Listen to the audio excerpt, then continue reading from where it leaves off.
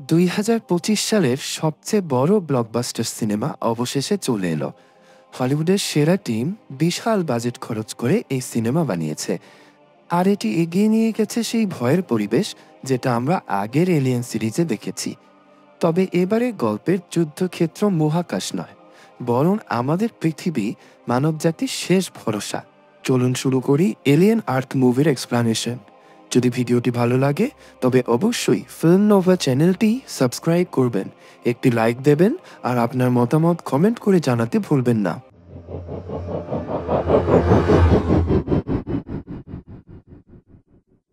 হঠাৎ একদিন আকাশ থেকে রহস্যময়ভাবে একটি স্পেসশিপ সোজা নেমে আসে।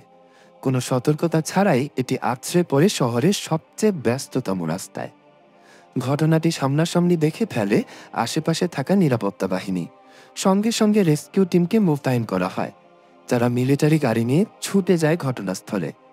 সৈনিকরা গাড়ি থেকে নামতেই চোখ আটকে যায় ভয়াবহ দৃশ্যে। স্পেসশিপটি সোজা গিয়ে আঘাত করেছে শহরের লাইফ অ্যান্ড ডেথ টাওয়ারে। ভেতরের মানুষ আতঙ্কে চিৎকার করতে করতে প্রাণ বাঁচাতে দৌড়াচ্ছে চারদিকে। কিন্তু রেস্কিউ টিমের মিশন ছিল না টাওয়ারের মানুষদের বাঁচানো। তাদের উদ্দেশ্য ছিল ভাঙা ভবন আর মল পার হয়ে গিয়ে মাটিতে তৈরি বিশাল গর্তের ভেতর পড়ে থাকা জাহাজের অংশে প্রবেশ করা। তাদের কাজ ছিল যত বেশি সম্ভব জীবিত মানুষকে খুঁজে বের করা। সৌভাগ্যবশত জাহাজের পাশে একটি বড় ফাঁক ছিল। সেই পথ দিয়ে তারা ভেতরে ঢুকে যায়। ঢুকে দল ভাগ হয়ে সবাই আলাদা দিক ধরে অনুসন্ধান শুরু করে। এদিকে স্ক্রিনে ভেসে ওঠে জাহাজটির নাম ম্যাজিনো।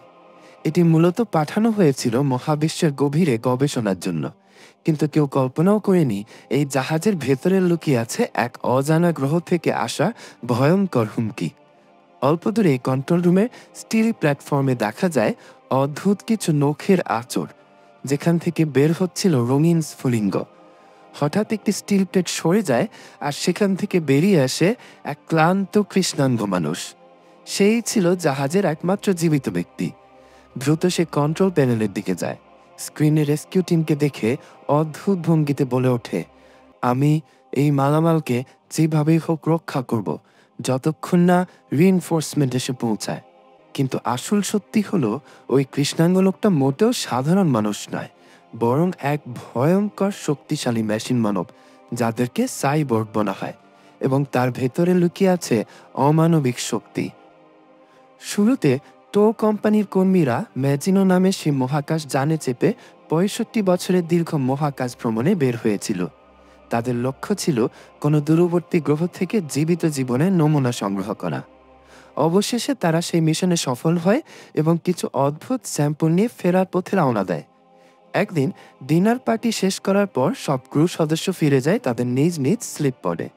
নিয়ম অনুযায়ী কয়েক মাস পর তাদের ঘুম ভাঙার কথা ছিল এবং তখনই জাহাজ সরাসরি পৌঁছে যেত পৃথিবীর সদর দপ্তরে।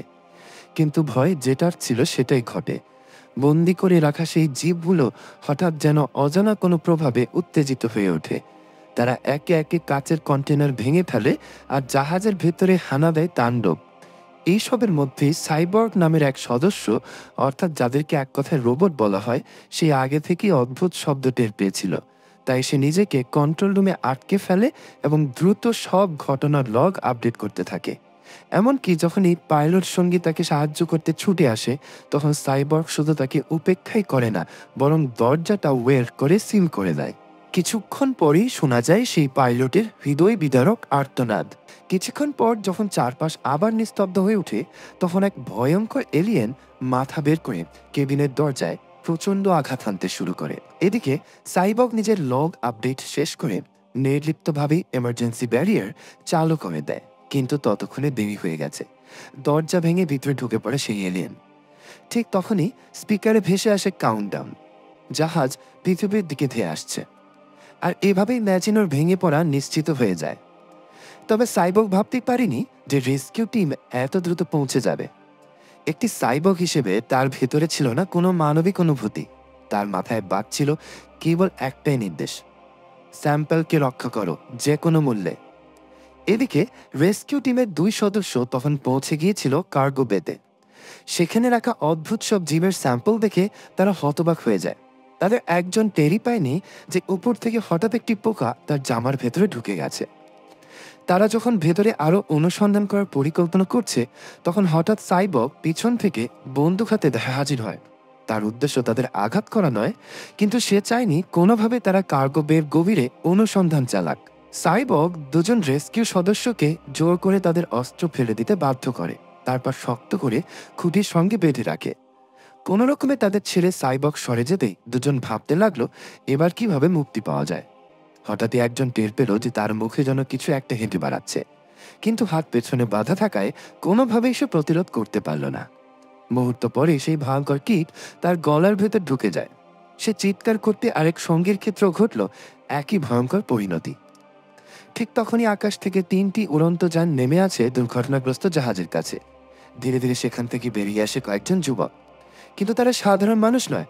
এরা হলো টপ ফাইন্যান্সিয়াল কর্পোরেশন জিনিয়াস কোম্পানির তৈরি করা সর্বশেষ প্রযুক্তির হাইব্রিড মানব। সাইবর্গদের মতো নয়, এদের মস্তিষ্কে কৃত্রিম বুদ্ধিমত্তা নেই, বরং এরা চালিত হয় আসল মানুষের চেতনা দিয়ে। আর তাদের নেতৃত্ব দিচ্ছিল এক মেয়ে, যে আসলে একসময় 12 বছরের একটি সাধারণ কিশোরী ছিল। তার নাম ভেন্ডি। দুরারোগ্য এক রোগে আক্রান্ত হয়ে তার জীবনে হাতে গোনা কয়েকটা দিনই বাকি ছিল। তখনই জিনিয়াস কোম্পানি তাকে বেছে নেয় তাদের নতুন হার্ট শেপ টেকনোলজির পরীক্ষার জন্য। এই প্রযুক্তির মাধ্যমে ভেন্ডির সমস্ত স্মৃতি, অনুভূতি আর চেতনা একেবারে স্থানান্তরিত করা হয় একটি সাইবর্গ দেহে। ফলাফল ছিল অবিশ্বাস্য। ভেন্ডি শুধু তার মানবিক আবেগ ধরে রাখতে পেরেছিল তাই নয়, বরং পেয়েছিল মানুষের চেয়ে বহুগুণ শক্তি আর ক্ষমতা। এই সাফল্যের পর কোম্পানি তৈরি করে আরও অনেক হাইব্রিড, কিন্তু সবচেয়ে বেশি ভরসা তারা রাখত ভেন্ডির ওপরই। পরবর্তীতে বিজ্ঞানী হিটার ভেন্ডির শরীরে একটি সুপার কম্পিউটার ইমপ্ল্যান্ট করে, আর সেই থেকে ভেন্ডির নতুন এক অভ্যেস তৈরি হয়। সে যখন তখন বিশ্বজুড়ে ছড়িয়ে থাকা নজরদারি ক্যামেরা হ্যাক করে দেখতে পারত তার প্রিয় ভাই হামিদ কোথায় আছে। যদিও ভেন্ডি আর আগের সেই ছোট্ট মেয়ে ছিল না, তবুও শৈশবের দিনগুলোতে ভাইয়ের সাথে কাটানো স্মৃতি, স্নেহ আর ভালোবাসা তার হৃদয়ে অটুট ছিল। একদিন হঠাৎ সে জানতে পারে যে তার ভাই হামিদকে একটি বিপজ্জনক মিশনে পাঠানো হয়েছে। সেই মিশনের উদ্দেশ্য রহস্যময়ভাবে ভেঙে পড়া ম্যাজিনো জাহাজের অনুসন্ধান। সুপার কম্পিউটার মস্তিষ্ক ব্যবহার করে ভেন্ডি মুহূর্তে বুঝতে পারে যে এই জাহাজের ভেতরে লুকিয়ে আছে এক ভয়ঙ্কর রহস্য, যা সবার জীবনের জন্য হুমকি হয়ে দাঁড়াতে পারে। তাই সে তৎক্ষণাৎ কোম্পানির সিইওর কাছে অনুমতি চায়। সে বলে সেও জাহাজে গিয়ে রেস্কিউ মিশনে অংশ নিতে চায়। যদিও জাহাজটা জিনিয়াস কোম্পানির ছিল না, কিন্তু যে টাওয়ারে জাহাজটা ধাক্কা খেয়েছিল সেটা কোম্পানির মালিকের ব্যক্তিগত সম্পত্তি ছিল। এই মিশনে এক তরুণও যোগ দেয়। আসলে দেখা হবে যে নতুন ধরনের হাইব্রিড মানুষরা বিপদের সময় কেমন প্রতিক্রিয়া করে। অনুমতি পাওয়ার পরে তারা মিশন শুরু করে। এদিকে জাহাজে ঢুকে রেস্কিউ টিম অদ্ভুত কিছু টের পায়। মৃতদেহগুলো দেখে মনে হচ্ছিল না যে তারা দুর্ঘটনায় মারা গেছে। হার্মিট যখন রক্ত পরীক্ষা করলো তখন বুঝলো ওরা অন্তত 1 সপ্তাহ আগে মারা গেছে, আর তাদের শরীরের ভেতর থেকে কিছু একটা বের করে নেওয়া হয়েছিল। এতে বোঝা যায় জাহাজে কোনো ভয়ানক রহস্যময় বিপদ আছে। অন্ধকার আর সরু পথ পেরিয়ে রেস্কিউ টিম গেল মেডিকেল রুমে। সেখানে আবার অনেক লাশ পড়েছিল। হার্মিট রেকর্ড দেখে জানলো কয়েক সপ্তাহ আগে এক ক্রু মেম্বারের শরীরে অচেনা প্রাণী ঢুকে গিয়েছিল। এটা দেখে টিমের সবাই হতভম্ব হয়ে গেল। এখন পরিষ্কার হলো এই জাহাজে কোনো এলিয়েন জাতির আক্রমণ হয়েছিল। তবুও তাদের মিশন চালিয়ে যেতেই হবে। তারা ভেতরের দিকে এগোতে লাগলো। ভাবলো ফায়ার এক্সিট দিয়ে বের হয়ে যাবে, কিন্তু কিছু দূর যেতেই দেখলো পথ পুরো ভেঙে গেছে। টিম লিডার সাহস করে ভাঙা জায়গাটা পার হতে যাচ্ছিল। হঠাৎ মাথার উপরের গর্ত থেকে একটা শব্দ হলো। সে বন্দুক বের করতেই সেখান থেকে ভয়ঙ্কর একটা মুখ বেরিয়ে এলো। হার্মিটের পালানোর সুযোগ ছিল না। প্রাণীটা লাফিয়ে পড়ে তাকে নিচে ফেলে দিল। ভাগ্য ভালো হার্মিট দ্রুত উঠে দাঁড়িয়ে দৌড় দিল। কোনো মতে লিফটে উঠে সে সেই ভয়ানক প্রাণী থেকে বাঁচতে পারল, কিন্তু ভেতর থেকে সে ভয় কেঁপে উঠেছিল। সঙ্গে সঙ্গে সে ওয়াকিটকি হাতে নিয়ে সাহায্যের জন্য ডাকতে শুরু করে। ঠিক সেই সময় ঘটনাস্থলে সদ্য পৌঁছে যাওয়া ওয়েন্ডি আর তার টিম লিফটে থাকা হার্মিটকে দেখতে পেল। টিম লিডার, যার চুল একেবারে সাদা, ওয়েন্ডির বিশেষ ক্ষমতা সম্পর্কে ভালোই জানত। তাই সে ওয়েন্ডিকে নিজের ভাইকে বাঁচানোর অনুমতি দিল। তার সাথে আরও একজন টিম মেম্বারকে পাঠানো হলো যেন সেই সাহায্য করতে পারে। বাকি হাইব্রিড সদস্যরা একসাথে হয়ে স্পেসশিপের ভেতরের দিকে এগোতে লাগলো।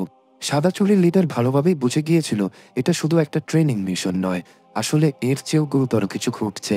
কারণ কোম্পানির মালিক কোইও এই জাহাজের গুরুত্ব অনেক আগেই বুঝে গিয়েছিলেন। আর সবচেয়ে বড় কথা, এই জাহাজের মালিকই প্রথম ফোন করে সাহায্যের আবেদন করেছিলেন। স্পেসশিপের যান্ত্রিক কাঠামো কোইওর কৌতূহল আরও বাড়িয়ে দিয়েছিল। সেও জানতে চাইছিল এই রিসার্চ স্পেসশিপের ভেতরে আসলে কি রহস্য লুকিয়ে আছে। টিম নিয়ে লিডার যখন অন্ধকার করিডর দিয়ে যাচ্ছিল, তখন সে হঠাৎ দেখলো ছাদ থেকে উল্টো হয়ে ঝুলছে এক অদ্ভুত প্রাণী। দেখতে ছিল একেবারে কালো, আর বোঝাই যাচ্ছিল এটা কোনো ভিনগ্রহী প্রাণী। লিডার সিদ্ধান্ত নিল এটাকে আটকাতে হবে, তাই কিছু লোককে পাঠালো একটা কন্টেনার খুঁজে আনতে, যাতে ওই প্রাণীটাকে নিরাপদে রাখা যায়। তাদের মধ্যে 3 জন গেল সৈন্যদের কার্গো বেতে। সেখানে আগেই সাইবর্গ তাদের বন্দি করে রেখেছিল, কিন্তু এখন 2 সৈন্যর দেহ ঠান্ডা হয়ে গেছে, আর তাদের শরীরে ঢুকে থাকা পরজীবী কৃমি অনেক আগেই বেরিয়ে গেছে। ঠিক তখনই তারা দেখতে পেল সামনে দাঁড়িয়ে আছে এক অদ্ভুত চোখওয়ালা বিড়াল।